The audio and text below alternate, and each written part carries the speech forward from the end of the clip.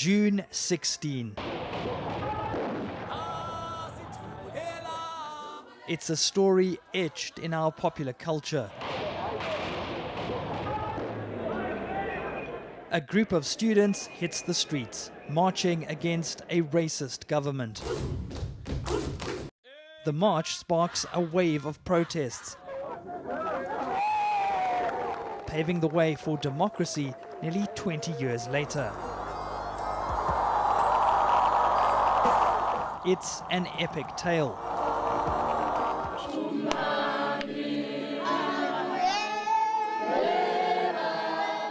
And it starts right here at Naledi High School in Soweto.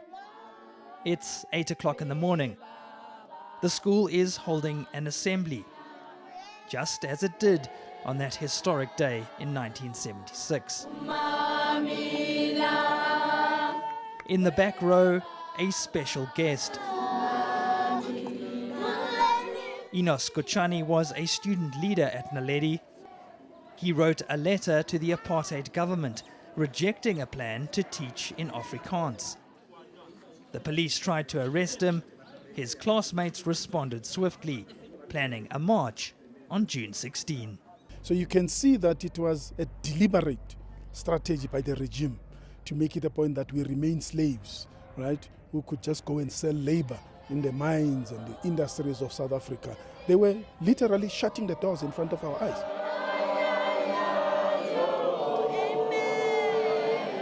There's a special room here dedicated to freedom fighters, but many of them have passed away.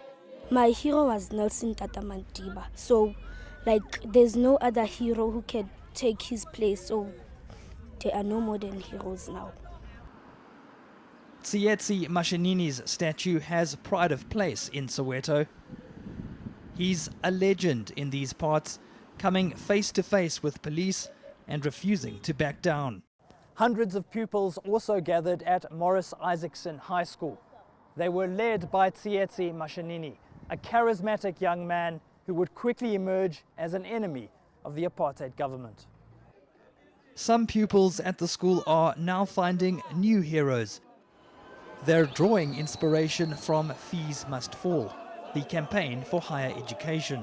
Those university students are my heroes because now they get to raise awareness of something that we as the youth were not aware of. So now that I'm in matric, I can feel the reality. Back at Naledi High, Enos Kochane is taking a walk down memory lane.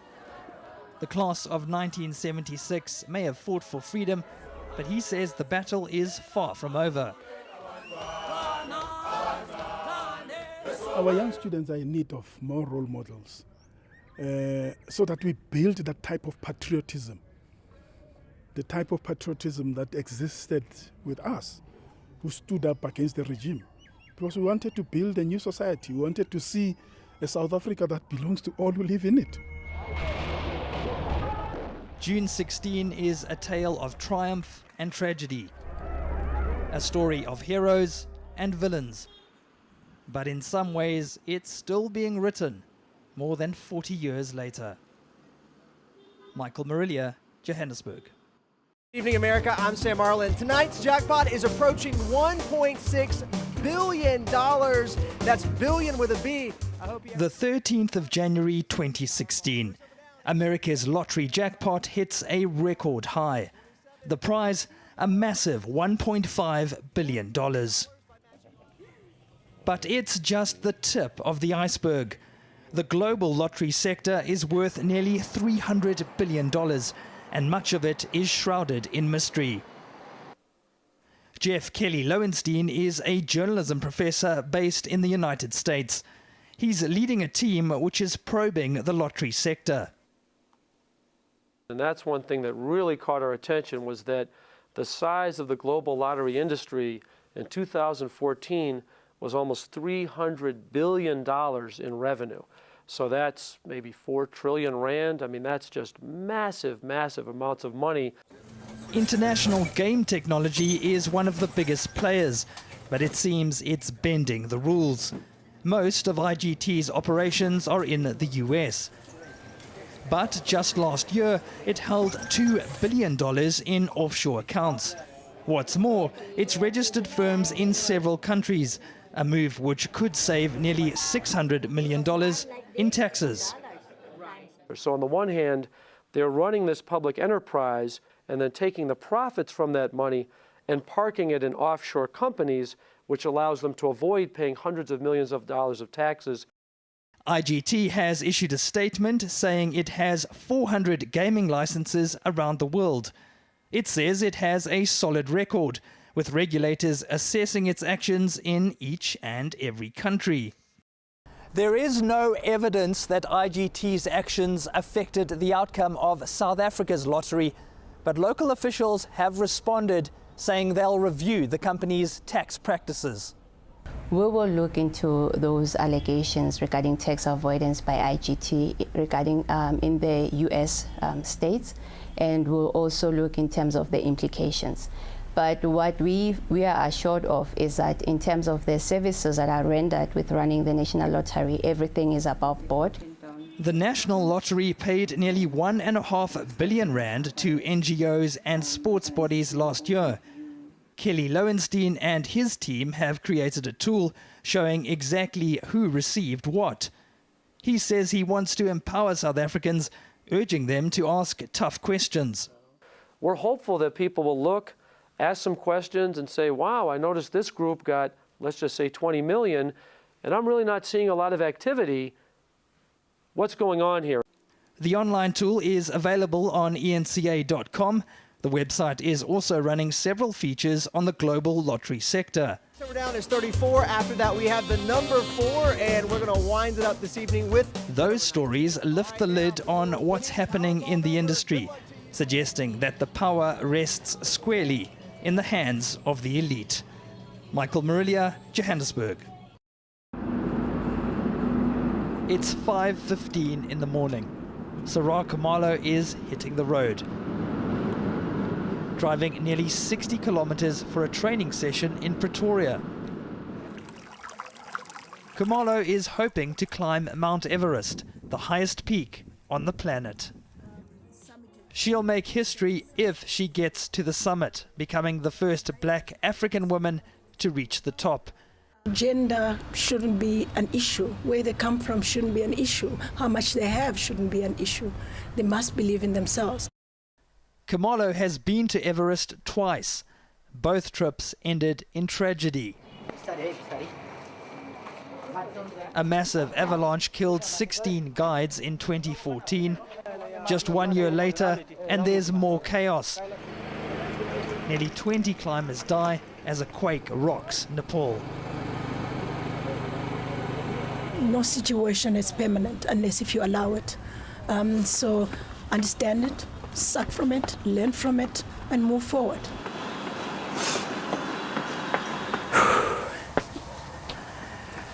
Sarah has scaled some of the highest peaks in the world, but she's not taking any chances, using the West Cliff Steps as a training ground for Everest.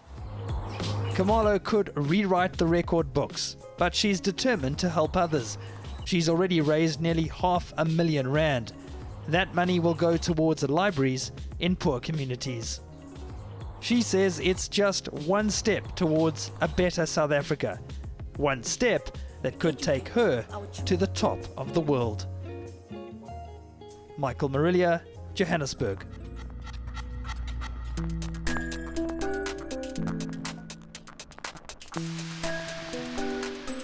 Let's take a quick look at the 2016 election. Hillary Clinton raised $1.4 billion. Donald Trump, who actually won that election, 957. And just pay attention to those numbers at the bottom, and that gives you a sense of the role that super PACs are playing. $204 million donated through super PACs to Clinton, and almost $80 million through super PACs to Donald Trump. Just giving you a sense there, Golly, of the influence that super PACs are starting to play in the United States. The state getting straight down to business, calling its first witness, and that first witness happened to be the employer of Theo Jackson, the man who employed him for 10 years.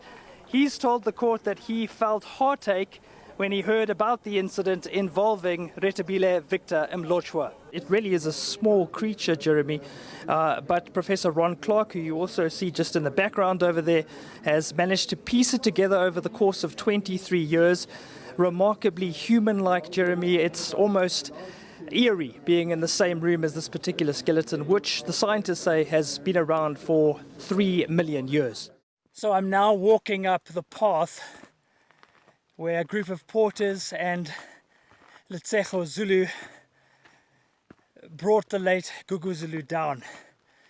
She's told me that it took roughly 9 hours to get him down to the gates of Kilimanjaro.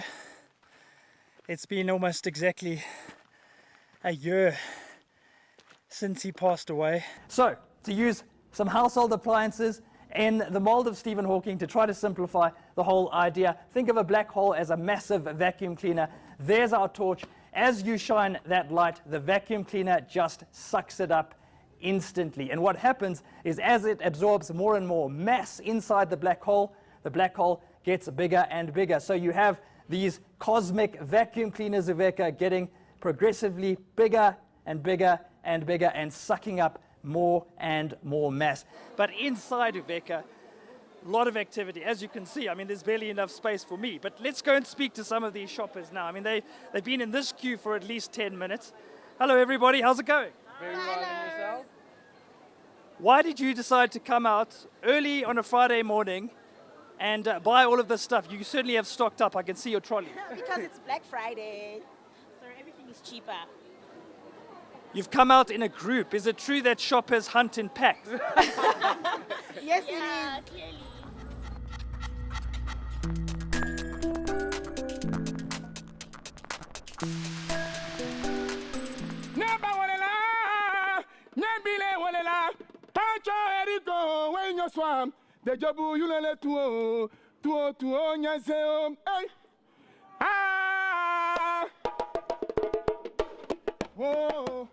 James Otway is a photojournalist based in Johannesburg. He's covered xenophobic attacks for a decade. Now he's changing tack, producing a series of portraits. It's always been desperate situations. So I thought, let's try and photograph people under normal circumstances, you know, in a more kind of positive light. Alexi Onene is one of the migrants in the series.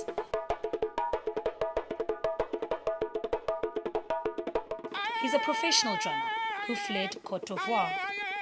Souvent dans mes messages, quand je chante souvent, quand je tourne, quand je voyage ici souvent, je chante beaucoup pour qu'on puisse se réconcilier. Mais la main d'être à la main pour évoluer. Mais je vais prendre même un petit a cappella pour... These scenes still haunt the country, and so too the man behind the lens. I've been physically feeling tense, you know, in my stomach. My appetite hasn't really been there because all those memories and all those feelings from 2008 just keep flooding back. And I just, it's my greatest fear that we go back to those days.